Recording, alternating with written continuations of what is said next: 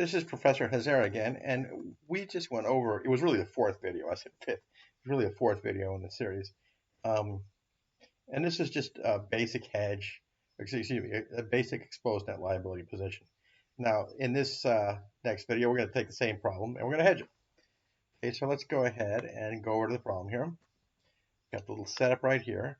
It says, but it's the same problem, we're just going to hedge it. And it will give you, you'll use a forward contract with a forward rate. And after that, I think it's going to depend on the spot rates. Okay, so transaction one, on November 1st, 2015, a U.S. company purchased and receives 5,000 teapots from a British firm for 100,000 British pounds. So it's foreign currency denominated payable. Same problem as last time. Transaction is on credit denominated in pounds. This date, the cost of each pound is $1.70. This is the direct exchange rate. Payment will be made on January 31st, 2006, which means there's 90 days between the purchase and the payment, which means that the cost of each pound could go up. That's what we're trying to hedge against. On November 15th, the U.S. entered into a 90-day forward contract to purchase 100,000 pounds for an exchange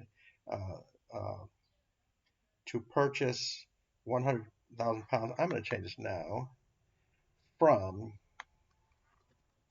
you're getting these from an exchange broker, fixed rate of $1.75 per pound. So they're going to fix their rate at $1.75. And so it's not unreasonable to think that, okay, initially it's $1.70, so they're going to pay an extra 5 cents, assuming everything stayed the same, in order to hedge this, in order to maintain the cost of the teapots based on a rate of $1.75. Then the pound goes down to $1.50, and then it goes up to $1.85. So a lot of three of the transactions will be the same. We're just going to hedge it. You have contract receivable, contract payable again, and once again, in this case, the receivable part of the contract should be fixed.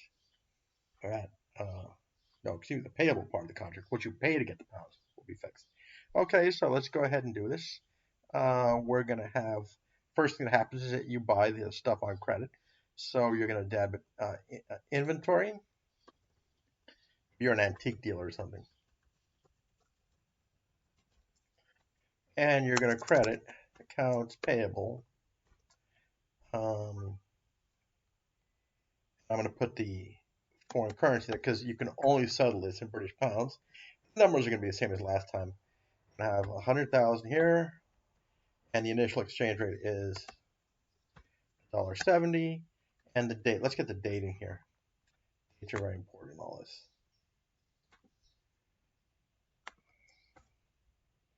The first date is November 2015 is the date. Okay, so initially, we're going to have 100,000 pounds times $1.70. There's $170,000, and then our payable initially will be that. And what that's saying is that in order to get your hands on 100,000 British pounds, it's going to cost you $1.70 or $170,000 total, $1.70 for each one. Okay, so we will come down here and go the old pound sign down here somewhere. Okay. Now, we may be scared. What's going to happen is if that rate goes up, the $1.70 goes up, that means that the dollar cost of those pounds goes up and you lose because your accounts payable will go up. Obviously, your liabilities go up. The net value of your company goes down. Okay, so we're going to enter into a forward contract again. What we're going to do is we're going to enter into a forward contract to purchase these pounds for a fixed rate. In this case, the fixed rate was set up here for a fixed rate of, let's move this down here, it says fixed rate of $1.75 right there. Okay, that's your fixed rate. Okay, so let's back up here. And so we're going to have a contract receivable. We're going to have a contract receivable, which is, I'm going to put an FC beside there. How do I know it's FC? Because it's going to offset the payable. So whenever you have a payable, which is denominated in foreign currency, you'll want to get a receivable on the books to offset that. Okay, and then we're going to have CP, contract payable, and then in this case, this is going to be a debit in this case, premium on FC, forward contract. I'll put forward contract here. And I know it's a premium because the forward rate of $1.75 is greater than the spot rate of $1.70. It's a premium. Now that differs. We had a premium and another problem, and it was actually you came out ahead. But remember, that was a problem to hedge receivable. Everything here is the opposite. So a premium here, you lose.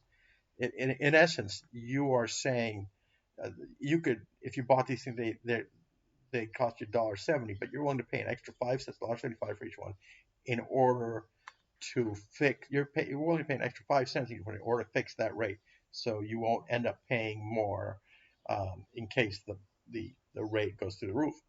Okay, so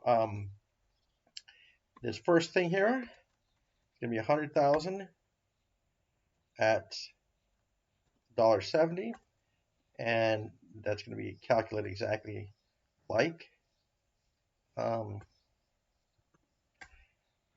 the contract payable is going to be, it's still going to be 100,000 pounds, but now it's going to be forward rate is $1.75. This one is fixed, 1.75, and this rate is going to be fixed. That's why I'm not putting an FC beside it, because this is a fixed rate. So this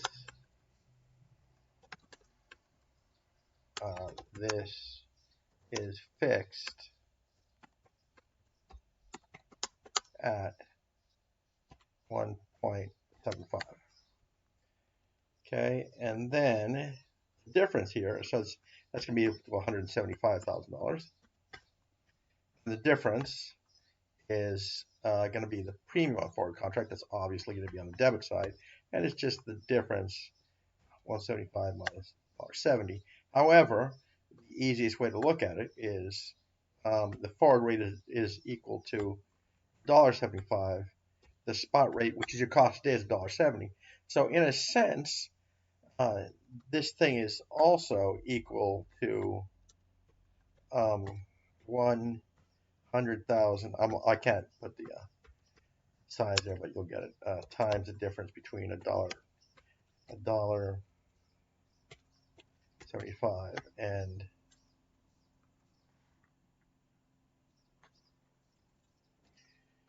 $1.75 and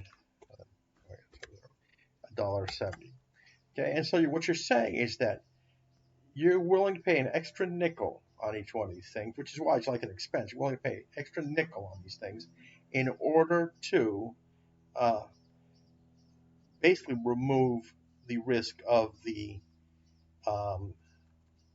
exchange rate going up and increasing that. So you're paying $5,000 to hedge all the risk. Okay, and all these took place on both transactions took place on November 1st. Okay, then we come to December 31st. We're going to have 3 transactions on December 31st. We're just going to, this is just the closing date, December 31, 2015.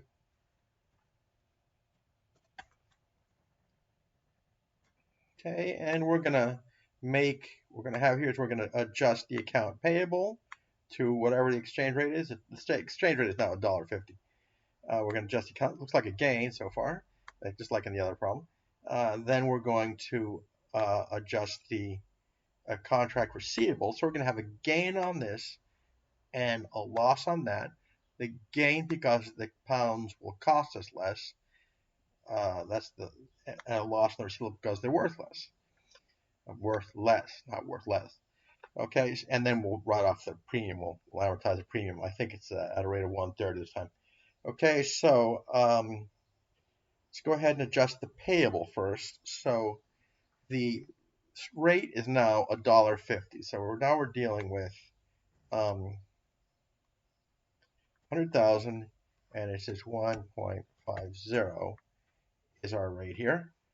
Okay, so we're going to debit accounts payable currency.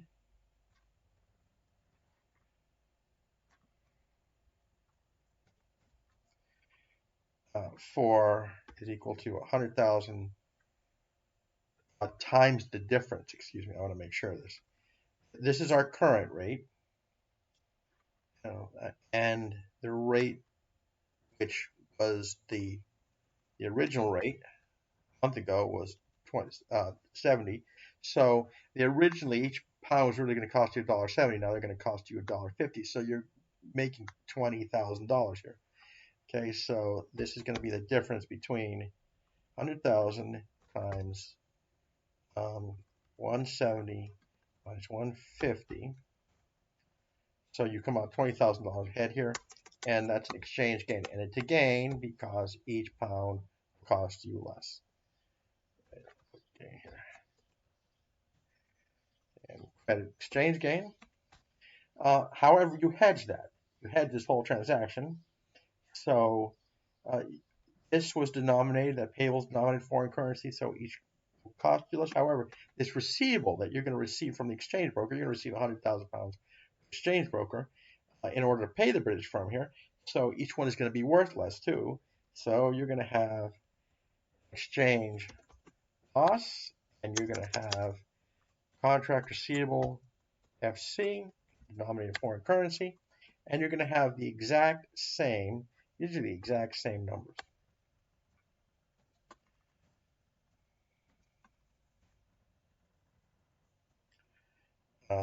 Copy it down from here. These are the exact same numbers. Okay, so basically, the only thing that's mattered here so far is the premium. The premium was basically the amount you paid in order to be able to hedge this contract.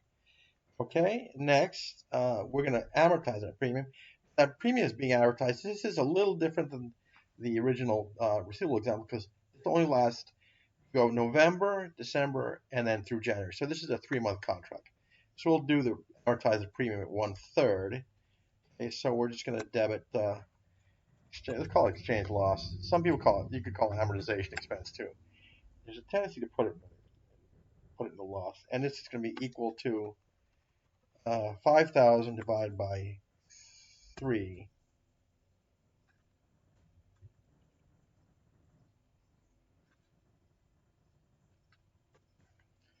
1667, and this will be offset premium on forward contract.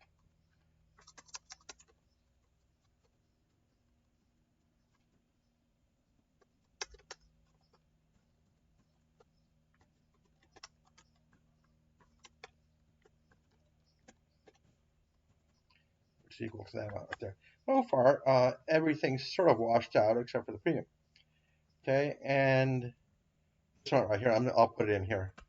This is $5,000 divided by 3 divided by 3 months.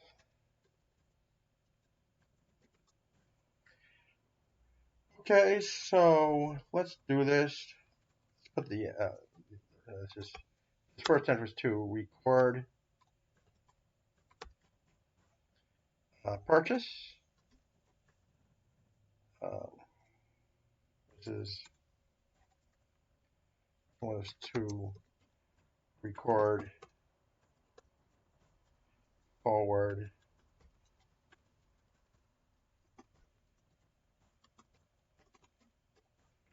contract. This is to adjust accounts payable to year-end value. This one is to adjust the contract receivable to year-end value. And this one is to amortize the premium.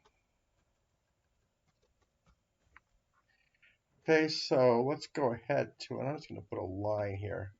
I'll upload this sheet for you as well. There's one date, and now we're going to go on to the final date. And the final date is going to be January 31st, 2016.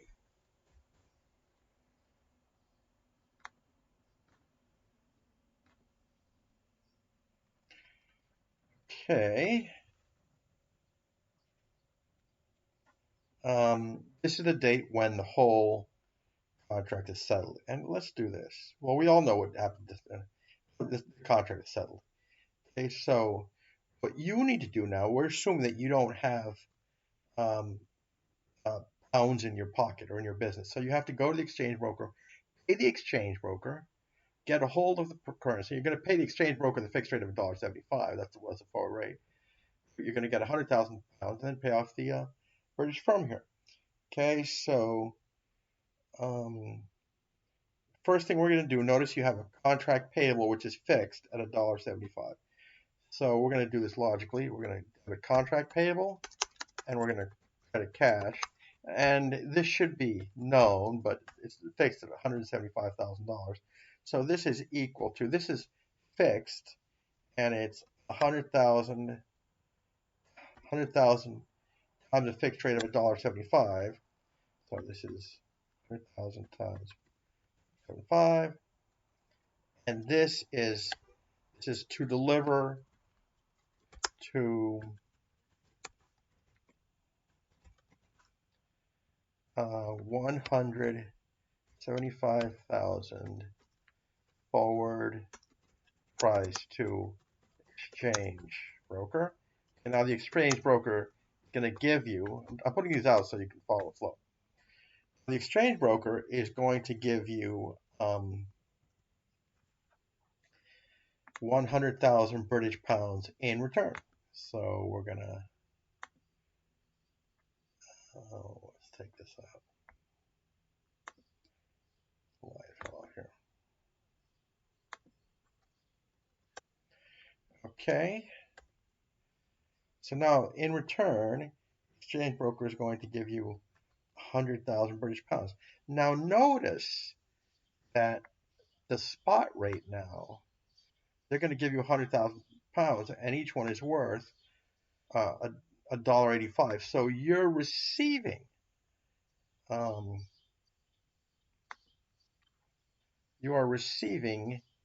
a cash, and the cash, by the way, it's not denominated in foreign currency. It is a foreign currency. You, the exchange broker, exchange for this $175,000 is going to give you pounds, and so you're going to receive cash, and you're going to credit contract receivable FC, because this is what the exchange broker owed you, contract receivable, foreign currency.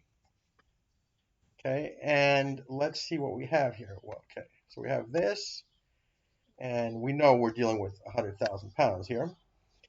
Okay, the contract receivable, last adjusted rate was $1.70, so it'll be 100,000 times $1.70. The other way to look at it is the balance of the contract receivable. The contract receivable is $1.50, went down, so it's equal to that amount right there. Okay, so if you look, the other way to get it is to look at the balance, contract receivable, excuse me. It's that 170 less that 20 right there, which is going to give you 150. I like to multiply these out. Okay, and so let's see what we got here. The cash that you're getting is equal to 1.85. That's the spot rate. Okay, so what's happening here is you deliver this first transaction. You deliver 175,000 exchange broker. That's fixed. That's the cost to you of 100,000 British pounds. Then the exchange broker gives you 100,000 British pounds, and according to the text of the problem here, January 31st, they're worth $1.85 a piece. So that's why we're debiting that this cash, which is, by the way, a foreign currency. It's not just denominated in foreign currency. It is a foreign currency. But I'm going to put a dollar sign here. Keep in mind that even though it is foreign currency, your reporting currency is the US dollar. So you have to report that asset in US dollar terms. The last recorded value the British pounds for the contract receivable was 150,000, which is equal to balance in the contract receivable T account. It's that 170 less that 20 right there. And the difference to plug in, it looks like here, you're going to have an exchange gain here. So I'll go 5 here. Exchange gain, but don't worry, it's going to be offset of 100,000 British pounds times the difference between their worth today and the last recorded value, contract receivable. So you're going to have an exchange gain equal to 100,000 times the difference between $1.85 minus $1.50, which is 35,000. And that makes sense because the contract receivable was worth 150. However, what you got in exchange for it was something worth 185,000. So if you weren't hedging this thing, you'd come out way ahead. Unfortunately, you are hedging. What you're hedging is the contract, the accounts payable. So now you're sitting on $185,000 worth of British pounds. That is a foreign currency. I'm going to take that foreign currency and I'm going to go right down here. So I'm going to credit, just to emphasize this, you're actually taking those very 100,000 British pounds and you're going to pay them to the British firm. Okay, and then you're going to write off the accounts payable, FC there. And unfortunately for you, and it's not unfortunate because that's what you want to do, you're going to have exchange loss here, which is going to be equal to 35,000.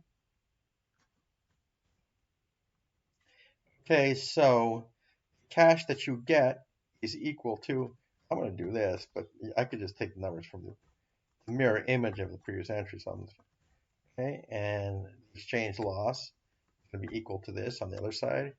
Everything that what the hedge does is basically is an exact offset against whatever happens. In this case, the accounts payable is going to be exact opposite of what happens to the contract receivable. That's what always happens in inflation, this type of accounting. Monetary assets and receivables always offset the payables. Okay, so the accounts payable is 100,000 times 185, so that's 185,000. That offsets that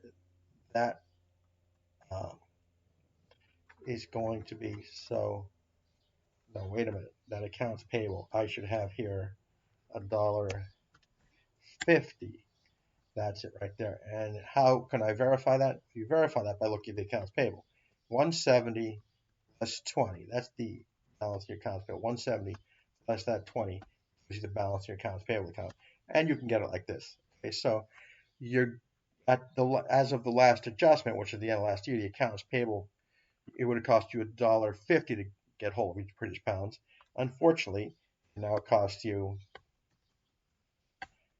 since the cost was $1.85 each. Okay, so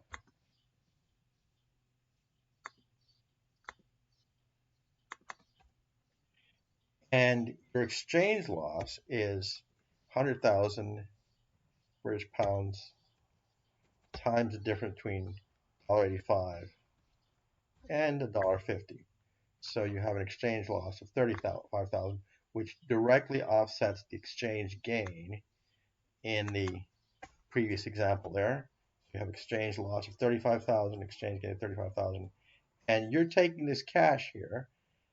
You delivered the cash. You delivered it, gave the exchange broker cash. The exchange broker, that's dollars. The exchange broker gave you $185,000 of pounds in exchange. You took those pounds and you paid off the British firm. So you've done everything. You paid the exchange broker, got the cash, and paid the cash to the British firm. Okay, so this one is, let's put the meaning of each journal entry here. First one is to deliver cash. Okay, the next one is to receive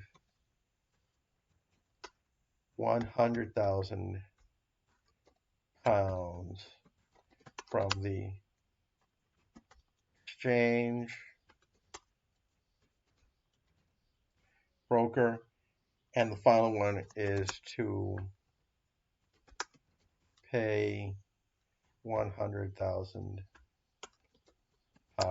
to British firm. Okay, and you already see, you already have your inventory up here. So everything seems cleaned out. Notice that the accounts payable was 170 less 20 less 150, so that's cleaned out. The contract receivable was 170 less 20 less 150 right there, so that's cleaned out. The contract payable is 175 less 175, that's cleaned out. Last thing we need to clean out is the premium. Premium was 5,000. We wrote off 1/3 of it last week. Wait a minute here. Wait a minute. Whoa. I think small mistake here. Yeah, this should have been for 2 months. So this should be divided by 3, which should get times 2 months. A little mistake there. So we'll just take this times 2.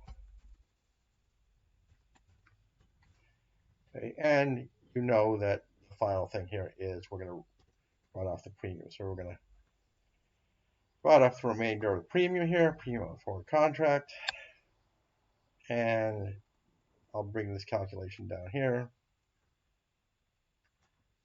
You just take the difference in the account, obviously. 5,000 times 1 month, since it's times 1. Okay, so that's going to be equal to $5,000 premium. Here, it's going to be the 5,000 divided by 3. You don't have to multiply by 1. And that cleans the problem. But once again, the impact of all this is really the only thing that really had any effect here. And I'm telling you this because when we get to the modern version of this, which is 3 more videos, and it's not going to be as extensive, but at least it'll give you an idea of, what the difference between a fair market value and a cash flow hedge. The new way that's done is ultimately it always results in the same thing. The only thing, if you have a perfect hedge, the only thing that counts ultimately is the premium. Because if you hedge your foreign denominated receivable or payable perfectly, and that is 0, the only thing that counts is how much ultimately you're willing to pay for this. In this case, it was 5,000. Okay, so that 5,000 premium, notice that that's the exchange loss, the ultimate exchange loss resulted. 3,300 plus the 1,600, and everything else washed out. If you go through this thing, the inventory obviously you sell, all the payables, receivables, everything else washes out. Why? Because you had a hedge. Okay, so make sure to realize the gain washes out, so that zeroes out. The gain of 35,000 here washes out, so that zeroes out. The only thing you have left is that you paid a premium equal to the amount that you paid for this hedge to rest easily at night was equal to those 2 losses right there, was 5,000. That's going to be very important for cash, for, well, basically both types of hedges, fair market value and cash flow hedges. So we will stop this video here. I'll save this first of all. Stop this video here and post it.